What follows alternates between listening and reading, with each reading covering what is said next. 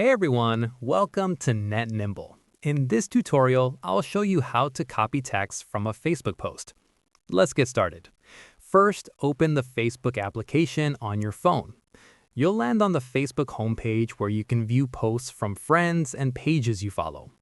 Scroll down through your newsfeed and find the post with text you want to copy. To copy the caption or text from the post, tap and hold on the caption text. This will automatically copy all the text on the post. You've now successfully copied the text to your clipboard. To test it, scroll back up to the status box at the top of your Facebook feed, where it says, "What's on your mind?" Long press in the box and paste the text you just copied. You can now see the copied Facebook caption in your post draft.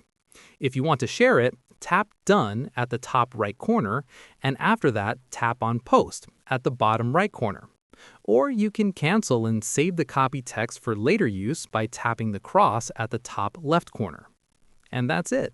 You can now copy text from any Facebook post, whether it's for saving quotes, sharing content, or referencing information. And that's how you copy text from a Facebook post. If this tutorial helped, like and subscribe to Net Nimble for more Facebook tips and text editing tutorials. Thanks for watching.